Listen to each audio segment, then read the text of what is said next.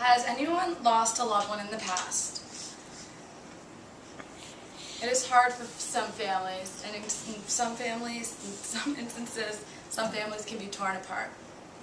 On February 25th, 2000, my family received terrifying news that my Uncle Mike had passed away in his sleep from a heart attack while he was on a business trip in Texas. Earlier that day, I overheard my parents talking about it upstairs in the hallway, but I was in denial. I was only 9 years old. I kept it to myself, and I didn't tell anyone.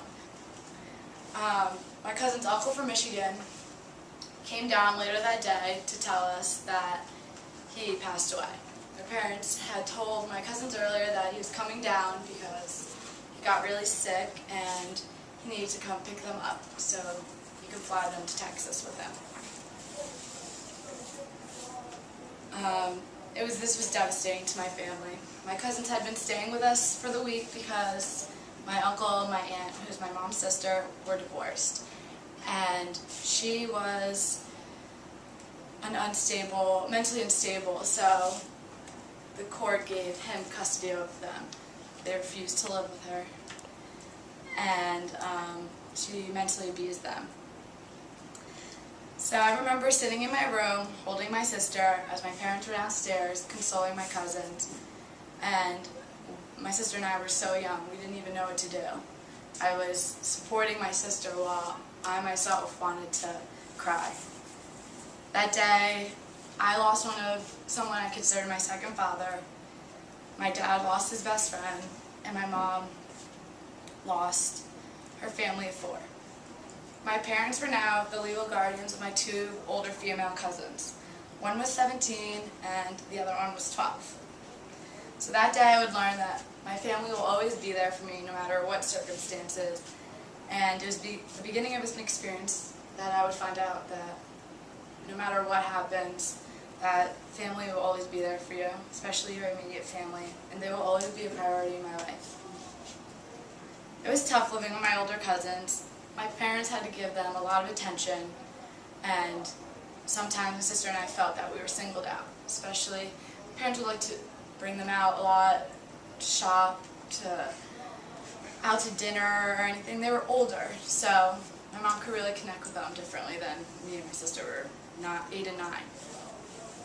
So we got jealous, but we understood. We never said anything. We never ever expressed it. We knew that my parents were trying to do the right thing. My oldest cousin ended up moving out right away when she turned 18. She lived with us for less than a year. And she moved out because my parents are strict, but they just wanted respect. And I think they just weren't prepared to take on teenagers. And they were used to a very lenient lifestyle. So my cousin thought my parents had too many rules. She didn't want to deal with it, so she moved out. And I will never forget that day because my sister and I, along with my parents, ran from door to door of our house, crying, blocking the door, telling her not to leave. And she finally got out, and my dad ran after her and grabbed her arm and said, "Nicole, don't leave. We can work this out." She said no, so he let her go. A couple weeks later, she decided to press charges against my father. He's a very non-violent person, never touched me in my life, with her mother, who had been suing my mom, beginning to sue my mom for custody of the kids, even though they don't want to live with her. And so it became a very hard situation for my parents. My parents had a lot of pressure on them. Those charges ended up being dropped. They realized she went there to court and said she was just taking a fit. It was definitely not what she was accusing him of. So that was already tension with my cousin. She was living with her friend until she ended up meeting her husband a couple years later.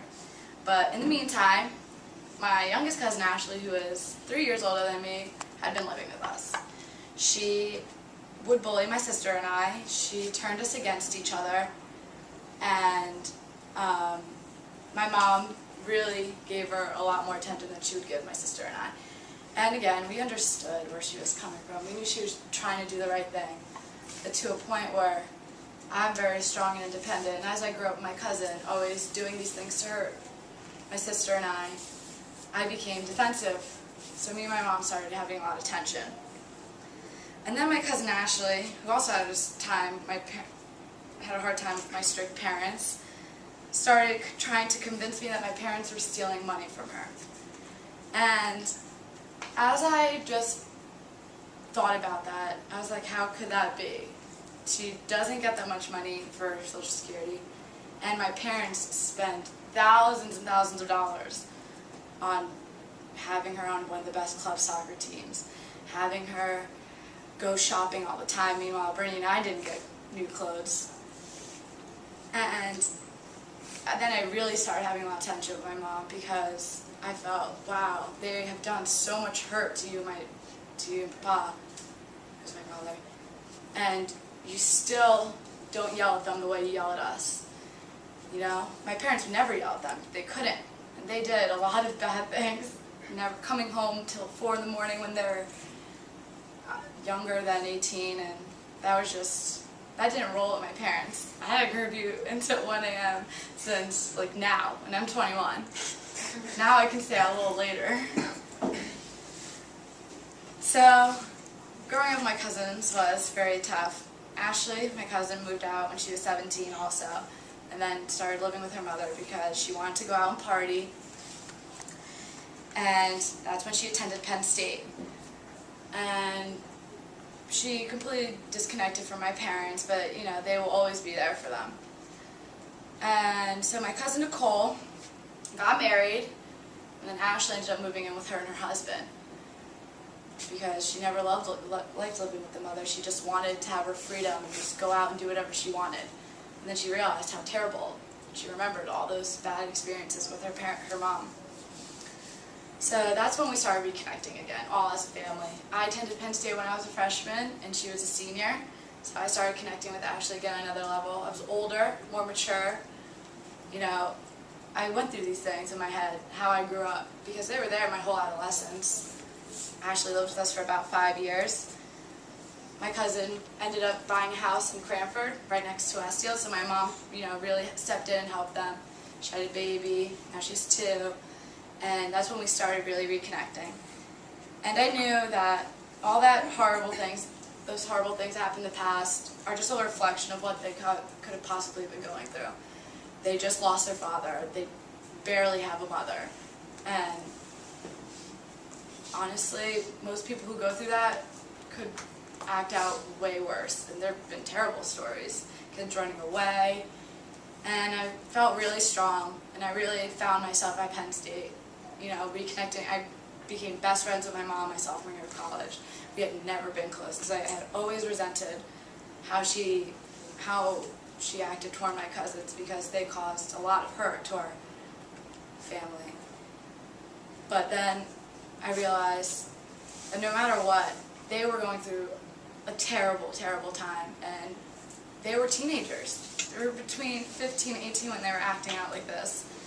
And my parents were so supportive of them, and they still are, and they're all grown up, and they truly became wonderful young ladies, and I still consider them two sisters. And this just makes me think that, and remember that no matter what, how hard of times your family will go through, you can always rekindle that bond. And everyone will always be there for you, as long as you accept it and want to be there for everyone.